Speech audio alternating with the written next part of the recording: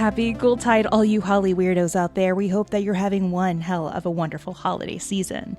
And to make this holiday season even more creepy, we're still going to continue with the tradition of sharing ghost stories. And whom better to have as a guest on our show to not only share some haunted tales, but to also share some LA haunted tales. Why, our friend Richie Dueñez, who is an LA native and Valley boy at heart. Let's sit down with Richie as we talk about the original Spanish kitchen here in Los Angeles. You know, the one that used to reside off of Beverly Boulevard. And if you're an LA native, then you know what we're talking about.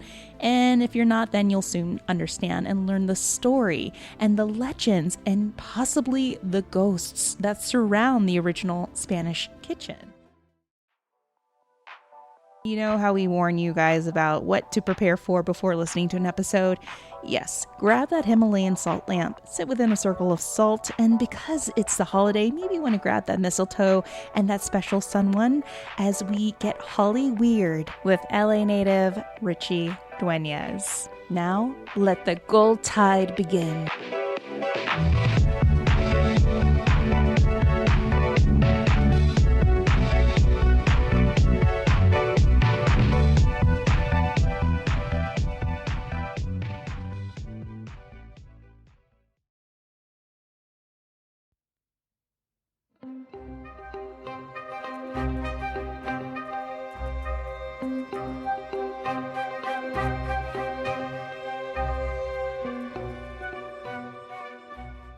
Hey, all you Holly weirdos, we're hoping that you're having a wonderful holiday season. And if you're tuning into this episode and you're an LA native, you grew up here, you know the sights, then you probably heard about the original Spanish kitchen. So I ran into Richie at Para-Unity in Las Vegas. It's a paranormal conference, and he showed me this unique pan that had the writings, "The Original Spanish Kitchen." Well, it turned out that this place had a very unique story. According to the Los Angeles Times, in 2009, Harvey shed some light into the legends and the stories and what really happened to this restaurant. Now, in order to begin, we have to go all the way back to 1961. One night, workers set out silverware, salt shakers, and even napkins at each table and neatly stacked the chairs. And there, the settings and chairs even remained unmoved for over a quarter of a century. A closed for vacation sign hung outside that night gave no clue that the restaurant would never reopen. And the question of what happened circulated around the neighborhood so fast that people came up with their own theories and stories. One story said that the owner had been shot to death inside and that his wife had wanted the place left undisturbed until the killer was caught. Another one that circulated was that the owners had some dealings with the mafia, and the mafia had put a hit on them, made them go away, or made them sleep with the fishies. And then there is this other legend, which took the cake for me.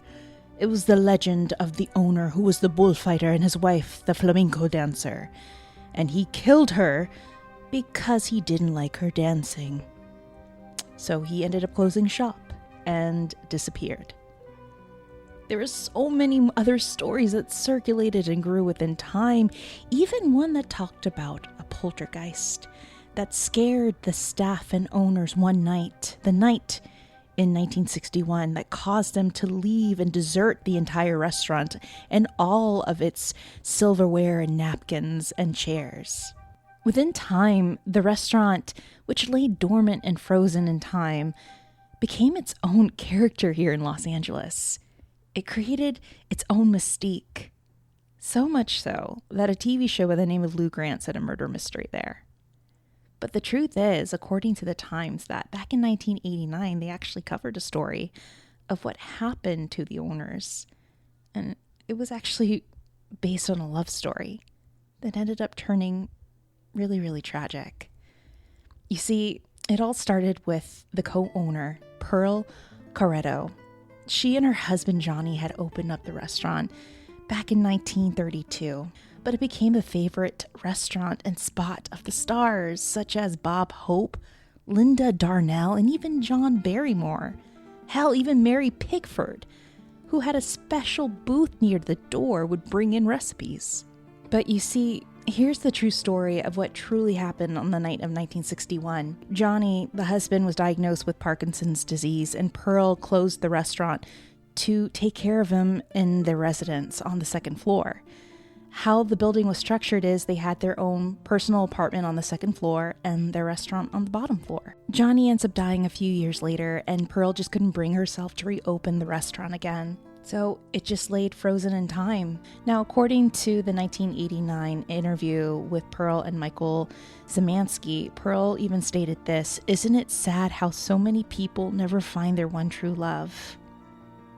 And always it ends in heartbreak, you'll see." Soon Caretto, who has since died, was living in an apartment by then, having moved away from the restaurant after it was vandalized. The family then sells the property in the late 1990s. And all of this was a long time ago, and yet the restaurant's mystique still continues to live on.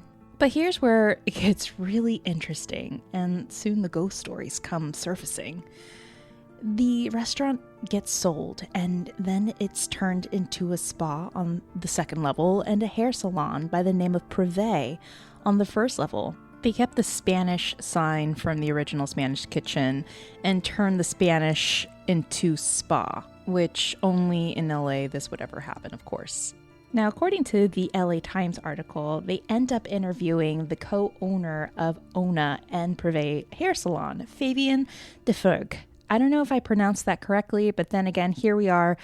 Bryce and I are both the CEO of mispronouncing first and last and possibly middle names if you're lucky. Well, let's just say that after the restaurant was turned into a hair salon and spa is where the ghost stories started to circulate. According to Fabien, this is what they quoted: "I'm a very grounded person. I don't believe a word about ghosts. However, my husband, he's an artist, he believed it." But then Fabien ends up converting one day in August. As she states in the article, "It was a very hot day, and I was standing inside the building, and I felt as though my legs were freezing out of nowhere." She then proceeds to explain, "We did a clearing. In other words, we hired a psychic from Arizona to check for poltergeists." So the psychic ends up coming into LA. She ends up finding out that the place has 5 ghosts. And according to the psychic, and this is quoted in the LA Times, the ghosts were coming after my mother-in-law. Oh, it's a long story, according to Fabien. There was a nasty one. I think he was sort of a killer from the 1950s. The psychic then charges $70 an hour and chased out the spirits. These days, according to some, the building is apparently ghost-free. But the legends, the stories, and everything else that is attached to the original Spanish kitchen is still alive. It's its own ghost. And to help confirm these stories is our friend Richie Dueñez, who is an LA native and is very familiar with the original Spanish kitchen. You see, Richie actually was the manager of Prive Salon for several years, and he can confirm that a lot of these stories connected to the salon and the spa are actually true. But you'll learn later in this interview with Richie that it's not just summoning the ghosts of the past of this famous establishment, it's summoning the ghosts of your family's past. And there is some sort of cultural connection that he makes with the original Spanish kitchen and his family. And it's really, really refreshing to hear and listen and tune into. So let's gather around as we get Holly Weird with our special guest, Richie Dueñez.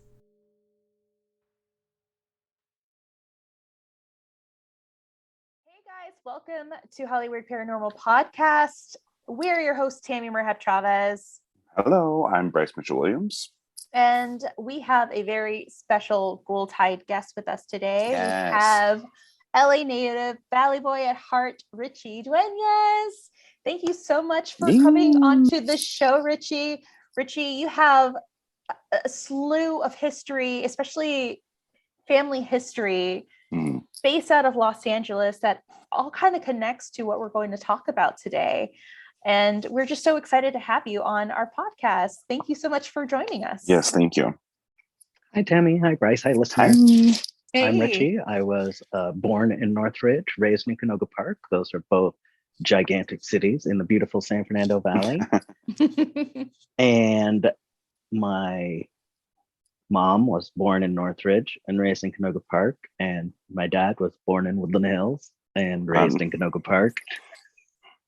And so forth. So there's my Valley pedigree, if you will. Absolutely. I remembered we met each other at Pairing Unity and we connected and you showed me this pan. It said the original Spanish kitchen. And it just led to so many interesting stories that connected to this awesome city of Los Angeles. And of course, this famous establishment that once catered to the stars as well back in the day. And then you ended up working in the establishment when it was turned into a spa and hair salon. And you can definitely confirm a lot of the strange going-ons that occurred there. But how I always like to state in a lot of our episodes, in order to begin, we got to go all the way back. So Richie, take us all the way back to where you grew up, your family, and how it all kind of connects to the original Spanish kitchen. My favorite thing about the original Spanish kitchen, and you can see me doing air quotes if you're on Patreon, you should join it, is that it was a term that was used to hide the fact that it was a Mexican restaurant, because in California in most of the 1930s, there was repatriation, deporting citizens even just of Mexican descent, unless you met a certain amount of criteria. So, it wouldn't be great for Mary Pickford to hang out and be a regular at Mucho Mas Mexican kitchen. It's got to be the original Spanish kitchen. I can almost imagine her going like, oh, Bryce, you must try the chimichanga at the original Spanish chicken. Yeah. That is so amazing that you brought up Mary Pickford, because she was a regular at the original Spanish kitchen. Yeah. Right. It's like every movie star had their restaurant, and Beverly Boulevard, I mean, that's one city block over from Miracle Mile. Absolutely. So you do all your shopping and hit all of the big department stores, and then you pop over to your favorite restaurant. Sometimes it's, something fancy on the 5th floor of the May Company, and sometimes it's the original Spanish kitchen.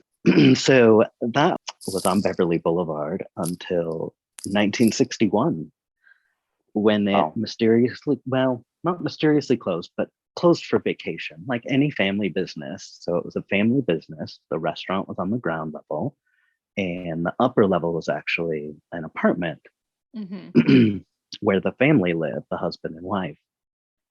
And they closed for vacation, not unlike Tiki Tea. You'll notice I have a Tiki collection. When the dad wants to go on vacation, the son's like, well, I'm going too. And they just close up for 4 weeks or whatever. Right. And that's what they did. The thing is they put all the tables up and, chairs on the tables and closed up for business and went away, and then just never came back. That's crazy.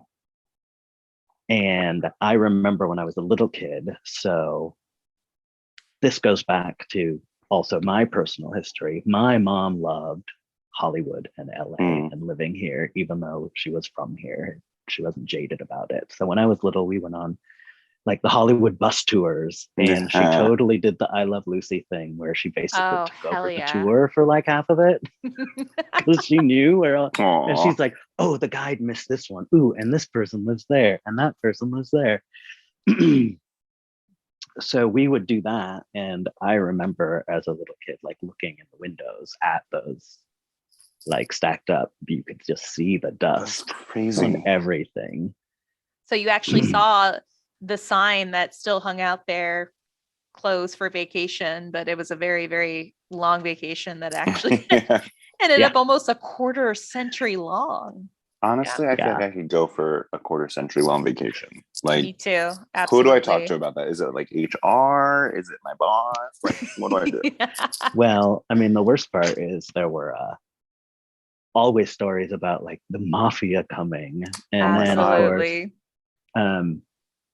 like they had a bad deal with the mafia and they disappeared them. And then also being Mexican American, like maybe they were driven out of town by paler Mexicans who fit the bill, the more Spaniard type. All sorts of stories flew around that, of course, I only now realized. I figured it was something more mundane, and I guess there was some sort of magazine article in 1986. But in 2005, when I worked there, maybe it was 2006,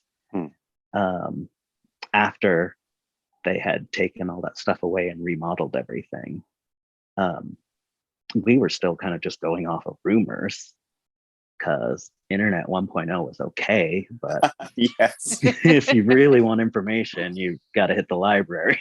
Right. Get that CD-ROM. Yes. Right. And I'm probably the only person who knows how to use a microfiche machine. Back in the day with AOL. Desperate times. So the place closes and it continues to be closed. And then this couple comes in. There vacant. Yeah.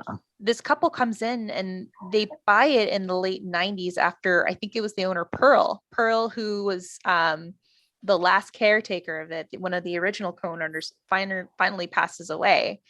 And it turns out that the rumor, according to my notes, is that her husband had Parkinson's disease. And that was the real. That was the real The reason. rumor was they both disappeared because the mafia got them. They were chased off because they were Mexican. They were Mexican. There was one I found that the place was actually haunted and they were chased out by ghosts. I think another one too was Pearl's husband was killed by the mafia, and that the place was going to be closed until they found the killer. So which I mean sounds really, really, really interesting. My mom, who also loved Hollywood tours, also loved mysteries and unsolved mysteries. So don't think I don't know way too much about the Black Dahlia when I was way too young to know about it. So this new establishment is still built within the walls of this kitchen, and it's turned into a spa called Ona Spa. So Ona Spa is upstairs where the apartment was, and Prive Salon was downstairs. So and it turned out that you were the manager of Prive. Yes, for a couple of years. So I worked at a couple of salons before that. One in Burbank that was also an art gallery, and I helped out with opening a salon in Santa Ana, and had a good enough resume and was good with schedules and phones and understood hairstylists. So I got my job at the upscale Prive Salon. I seemed to be really the only person who knew the old stories, like the creepy haunted place. Right. Well, that's such an LA, I think, brand is like, whatever's in the building in the present is all that's ever been there. And it's like we don't have a ton of history here, being such a young city comparatively, but it's like, calm down. Like there were things before this Whole Foods was here. Like it's okay. Exactly. I mean, there's kind of a similar establishment and story of a unique building in the valley that's now called the Idle Hour, shaped like a barrel. That's one of our favorite places. Yeah, it was closed for 30 years. I remember, and just had a sign on front that said La Caña and had metal bars in the front. And there was actually an old lady who was living in it. And so I think the more surprising thing is that the original Spanish kitchen, that they didn't just hide out in the apartment upstairs and become recluses, but did whatever they did. Where the lady who owned this unique barrel building kept the building and apparently was the only property she had. And so just lived there and got a lot of, I'd met people who had like dropped off delivery there Oh my before gosh. she finally passed away and they I sold had it. no Hence, idea. now the opening, you know, Right. having It just the, opened recently. you know, and liquor licenses come with properties. So Mhm. Yeah, after it opened, it blew up. You know, it's well, everyone I knew, and I knew I wanted to see inside that oh building. yeah, and it's Yeah. really unique. And I think they even have pictures of what it used to look like inside of the Yeah, there's previous a lot of pictures inside that one. Yeah, And Prive Salon did not do that. Inside, that was I not would the Prive say- way. I would say that they gutted it, but after looking at the pictures, the architecture was very similar. Oh wow. And they just turned the kitchen, they did like split it in half, and half of it was for color storage and whatnot. And then shampoo bowls in the back. It's such an aggressive switch from like a restaurant with food service to like the hair industry. Yeah. So yeah, I was at the front desk all the time.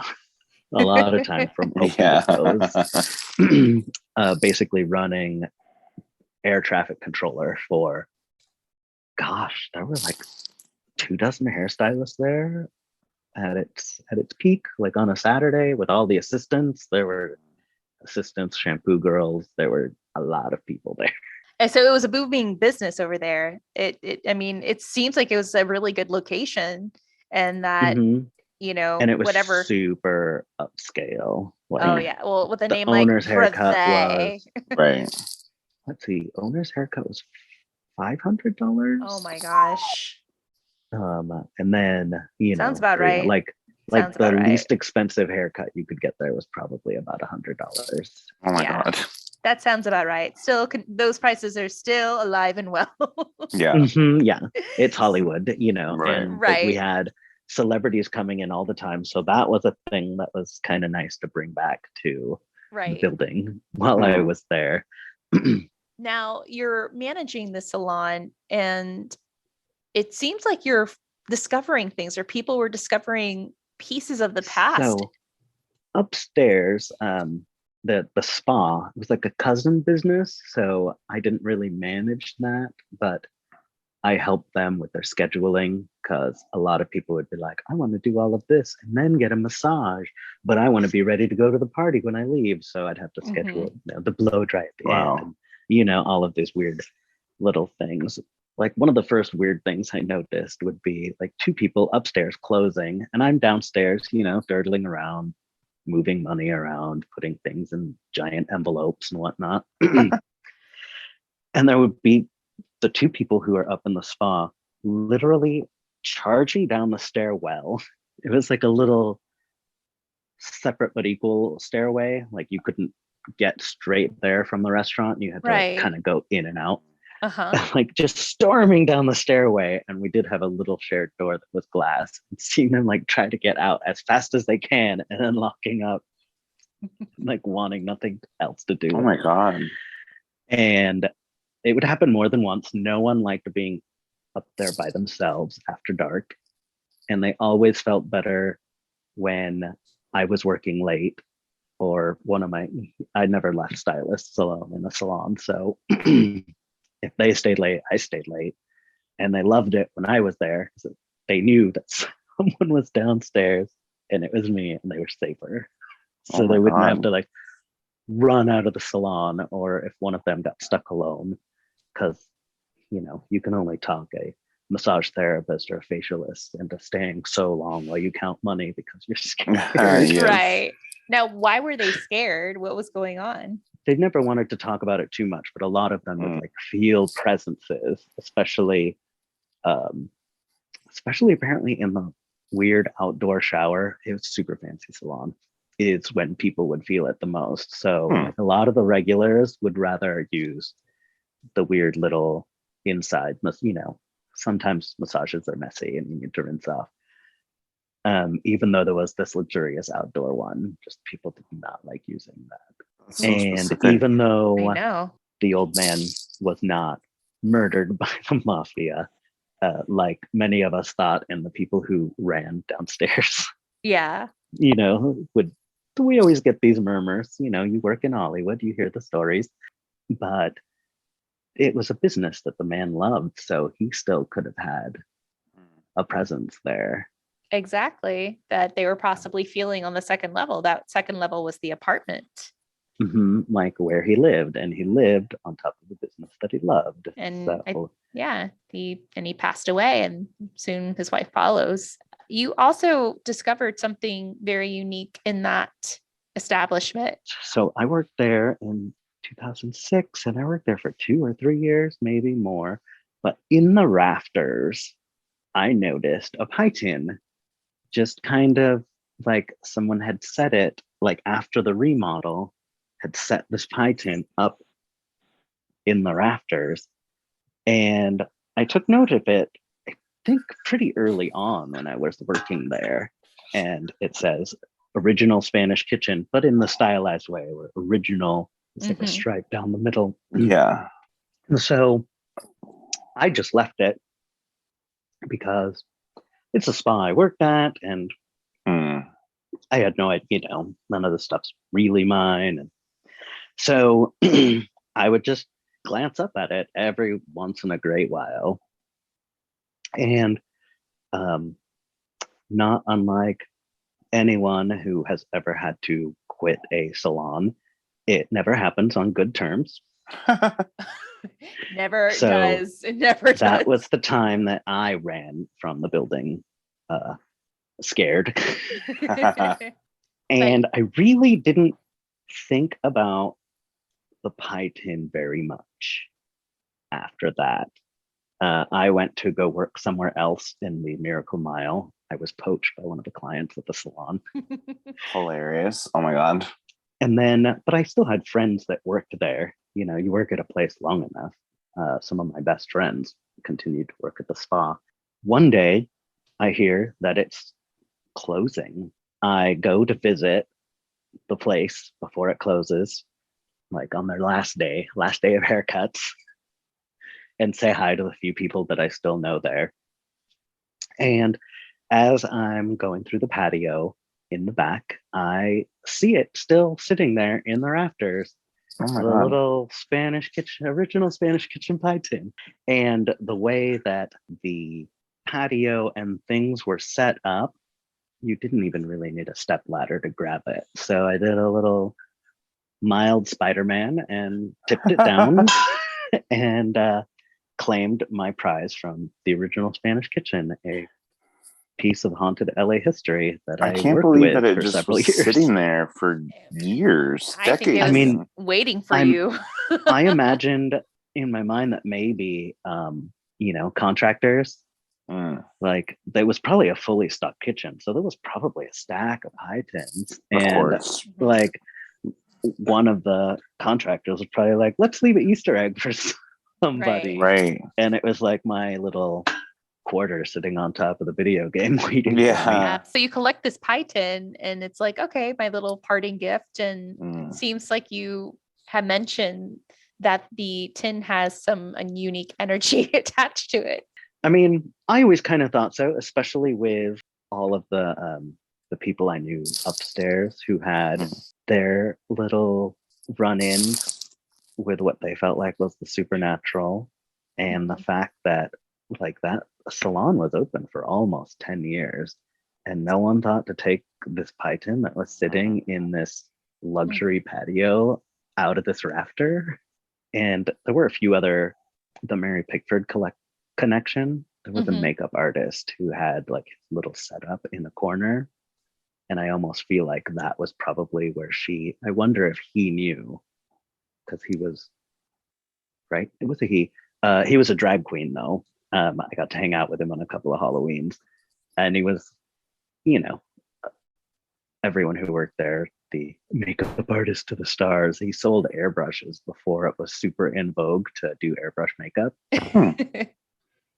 And I liked to imagine that he set up in that corner specifically because he knew like Mary Pickford held court there. Mhm. And he Crazy. was trying to get some of that energy. Yeah, yeah. For his I Channel drag wouldn't be game. surprised. I would not be surprised. And if you're a drag queen that knows Mary Pickford, then kudos to you. Can you share a couple of the other stories that people may have shared with you in regards to their experiences in the salon or in the spa? Mm. Like, were there So, any apparitions? The worst part is I even like got back in touch with one of my he's a friend of mine. I called him up Mhm. not that long ago to like ask him about his ghost story, and he was like, I don't want to talk about it. Maybe we can talk about it later. Wow. And that's usually because all I would ever get from people is like, it was a weird energy, like someone was watching me and I just need to get out of there. Like that was always Yeah. like mostly what I could get out of people. That's so crazy because I feel like often people are so eager to share their stories. Like, oh, this is what happened to me. So it's interesting that it felt either ominous or pervasive enough that people are still like, I kind of don't want to talk about it all Yeah, these I years mean, later. it's also because in a spa, like it's a massage therapist and you're working on people when they're the most vulnerable. Right. So I feel Yes. like maybe they feel even more vulnerable Mhm. because, you know, they basically wore their uniforms were terrible. Oh no, I believe They were it. like weird karate pajamas. Oh my The only God. way to describe them. Yeah. Like Sounds about right. Sounds very LA. Just mhm, slight yeah. distaste right there. A slight. Like they looked like what a 12-year-old thought a karate man would dress like. Hilarious. Except that's Oh how they my wanted their God. massage therapist to At least dress. it was breathable. Perfect for the summer. But that, I mean, that says a lot right there, especially for an individual that has a hard time sharing their experiences there. I mean, at some points, you know, when it comes to the paranormal and experiences, it almost becomes too intrusive. Mm. And it's also kind of traumatic to where the person that received this experience unknowingly received it, you know, shocked them. And it's something they possibly don't want to revisit, which I understand. I think a lot of them also just wanted to shake it off as quickly as possible And because they did need to go back the next day and Yeah. put their hands on naked people all day and not think about the creepy thing that happened, you know, at 9 o'clock at night when they were the last ones there. Yeah. Focus on Ashton Kutcher. Focus on Ashton Kutcher. I have Well, a and 12 like you o'clock. said, there's a lot of like energy being released in, I mean, you always feel a little like disoriented, maybe is too strong of a word, but after a massage or physical therapy, you always even are like after performing out. one too, because you're giving totally, it's such an all of intimate this energy, physical connection. Well, yeah, There's you're such a opening yourself high up. Yeah, it's very interesting that like, yeah, that would seem to be like at least the veil, if you will, would be very thin in that moment. A couple of the ghost stories that I found here. Now, the owners, one of them, as I mentioned in the intro, stated that they did not believe in ghosts until they opened business in the salon and spa. Whoa. And it turned out that one of the owners had come into work one day. It was really hot. It was a hot day in August, as it always is. And girl, always. And, you know, you're just opening up, meeting I'm sure you're just turning on all the electricity and the AC, and it was very warm. And out of nowhere, she just got really cold. Like the room dropped severely in temperature. There's also another story of people hearing footsteps going up and down the staircase when no one was, I guess, going up or down to the second level. I would get because we had an intercom system. Oh, I would really? get those calls like, did a client just come up? Because I had the little door. Oh my God. So I could see the front door, which was all glass in front of me from my big front desk. And then over the waiting area for the salon, which technically was also the waiting area for the spa, there was a little glass door that went to that staircase that went, you know, that technically had the separate entrance. Oh, wow. So I'd never heard, but I would get, because I could see everywhere. Like, did you just send someone up? or something God. like that. But So now you confirmed, yeah, that was true. Another set of stories, lights will flicker on and off by themselves when workers would be either closing up in the salon or they'll just be working on a client and the lights will turn off and come back on. Another one is someone would be in the bottom level and hear footsteps on the second level when no one was upstairs in the spa. And people would see, of course, there's a typical shadow figure in the corner of my eye. People would see like a figure of a shadow, like crossing the hall or crossing a room. And I believe yeah, that those are kind of the present stories that I would kind of get that nobody ever really wanted to share. like. Huh? Yeah, like I saw something. I don't want to talk about it. Oh man. Right. Yeah. Yeah, I'm wondering too, like, I'm wondering if there's intelligent and residual, because reading in the history, a lot of movie stars, like famous, golden age stars, used to go here a lot. So this place was opened in the 30s. It catered to Mary Pickford, John Barrymore, and even Bob Hope were frequents here. So I'm sure this was a place where people like would come and, do business, have a nice lunch, have a nice dinner. People would have fun, drink their horchatas and Right. And Bitch about how crowded the Brown Derby was anymore. Absolutely. So I'm wondering if it's both residual and or possibly intelligent, because you have an owner that could have possibly died in that residence. I mean, even not necessarily having died there, but being so attached to it. Exactly. Pouring so much of yourself and into leaving it.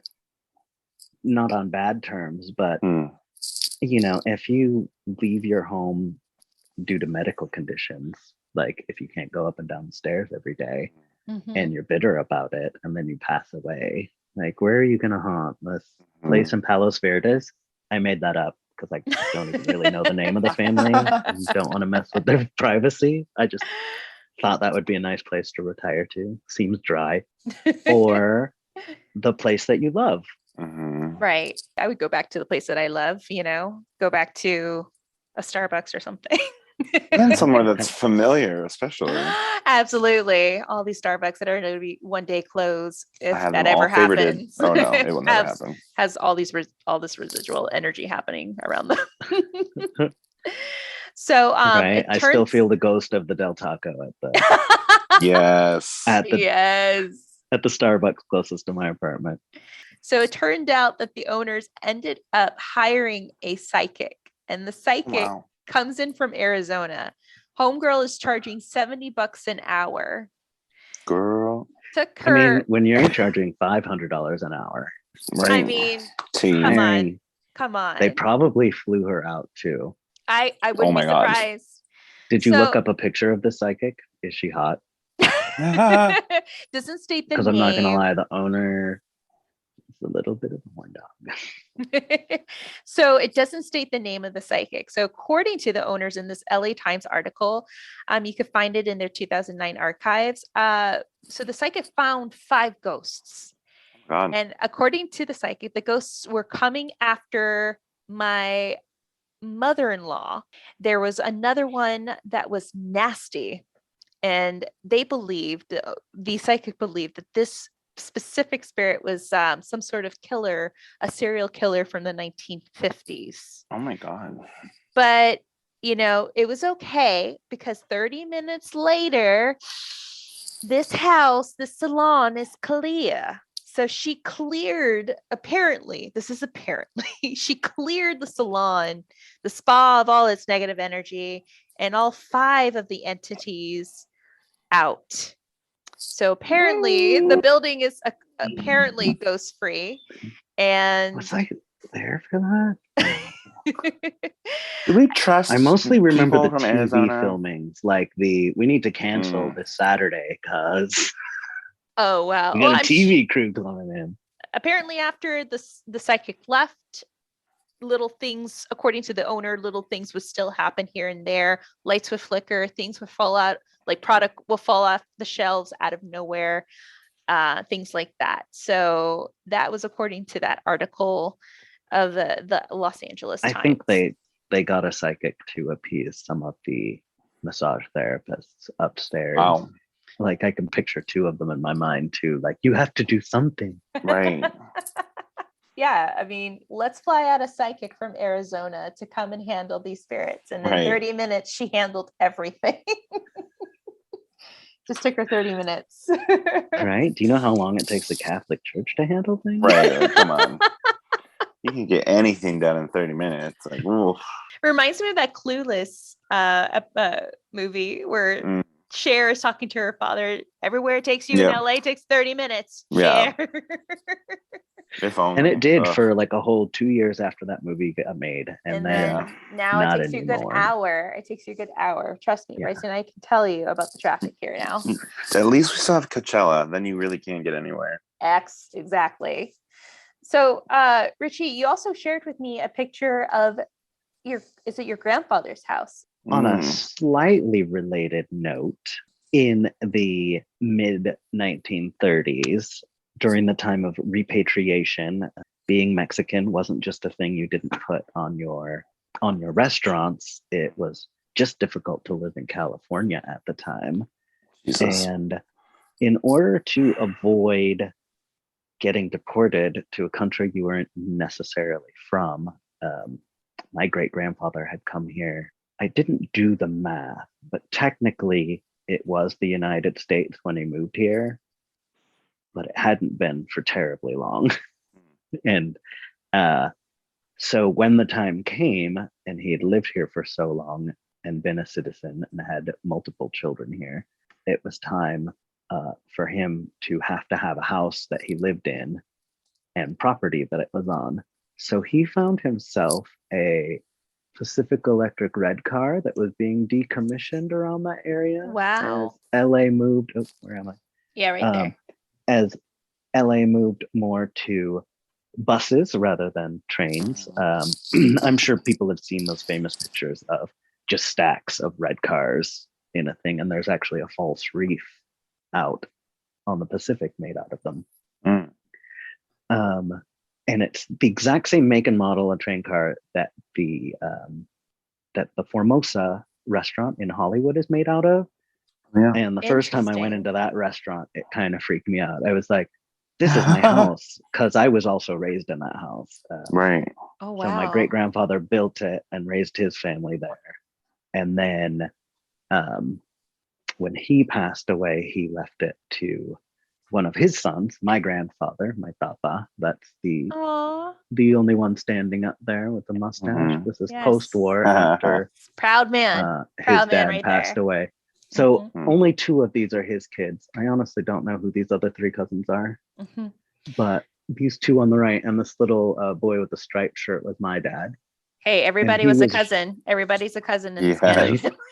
And he was raised in that house. And then later, I would spend part-time in that house because of divorce.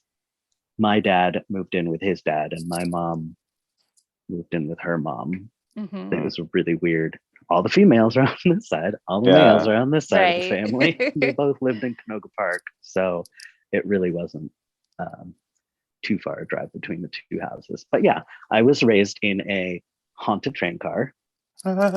My Tata had stories. My dad had stories. I'm like the only person who didn't have ghost stories from the place. My dad and grandfather had passed away, and I didn't want to live there because my great grandfather built it. And he was not a carpenter, and there were never any home improvements made. A friend of mine was a little desperate for a place to live, so he volunteered, and even he had ghost stories Oh my and God. would be like, okay, so I got to tell you this feeling I got from what I think is your tata. And he would like break stuff down to me. It was Whoa. Oh my God. kind of weird. And So was the activity connected to your great grandfather who passed? Do they believe that he is the reason why so the cart had so much? my buddy Andy felt like it was my tata who I think lived there the longest. Like he was the first one to kind of be raised in the house. Right. Even though he wasn't born in the house. I went to great lengths to make, like, he did not want to leave the house. So I went to great lengths to make sure that he got to live there. I Oh, had wow. family that wanted him to move in with them, like, come live at my big house out in the desert, or come move in with Right. us, somewhere deeper in the valley. And he never wanted to leave, and I was the only one who got it. So that's all he wanted. So that is kind of why I feel a little bit about the Spanish Kitchen. Like, this guy, there's one thing he wanted. Yeah. maybe he keeps going back.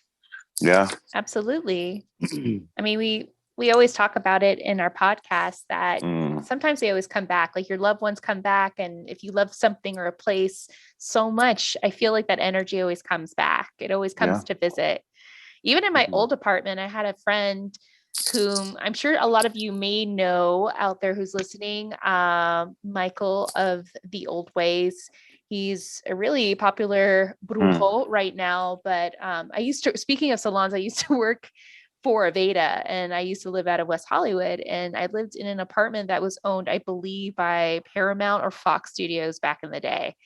And this is where they would like keep extras or even visiting stars to stay for a while. And I would always feel like something would come in and out of that little studio apartment of mine. And I remember he came to do some work on me in my apartment. He did Reiki work, and he at some point would stop and kind of look around or look at a door, and he would tell me after the session, like, you have a couple of visitors. Do you always get the presence, like, or feel the presence of things coming in? And I'm like, all the time. It's weird. Like, I'll feel like, okay, the apartment would be at peace. Like my space would be at peace. And then all of a sudden I feel like I'm not alone. He's like, yeah, I got the feeling just right now. Like, I just felt like someone was just coming in to check in on the space and then left. Damn. So I believe it. I, to this day, love that apartment. I think about it because it was just like my little safety unit there. It was the first place that I lived in when I moved here. So I feel like, old Hollywood apartments too have that. Yeah, they have that like unique energy. So I'm sure like your tata is going over there to that cart because that is what he was, proud of. And that's where he raised a family and seeing other families. Yeah. So it's Christmas time. Aww. We're going to be posting a lot of these pictures that Richie is showing us on Instagram. And you could definitely find these photographs of the original Spanish Kitchen on Instagram, along with the pie pan that Richie had taken. Now, here's the big question. Did you adopt the pie pan, or did the pie pan adopt you? That is the big question. I mean, I feel like it's sitting there in a busy space for that many years, and it not, honestly, not getting swept up by the owners in a like that what it is ruining the aesthetic for the Mediterranean fusion restaurant in the back. It was always a different restaurant every 6 months. Sometimes it was a juice bar, sometimes it was couscous only. What is it right now? Is it a coffee shop? I think last time I drove past it, because I went to the New Beverly about a year ago, a little less than a year ago. I think it's just empty. Oh, wow. Because next door was a coffee shop for a while. That's what it is. Like right on the corner. Yeah. It's like a cute little, I assume it's still a cute little corner. It's also rent on Beverly. So. Yeah. Right. And especially after this last year, like. You never know what, is still around. I was surprised anymore. El Coyote was still open. Oh, yeah. I mean, but you never know. But it was, and I went there and I ate right before I went to the New Beverly. That's why I checked in on the old. Yeah, I mean, but you never know. Like with places around here, they come and go. Like look at the Viper Room. It's going to be. I think it's starting to be torn down because now they're wanting to build. It is. Oh yeah, they want to tear it down. Oh, speaking of tearing down, one of my favorite Hollywood things is happening right by a mutual friend of ours apartment. You know that old song, they tore down Paradise to put up a parking lot.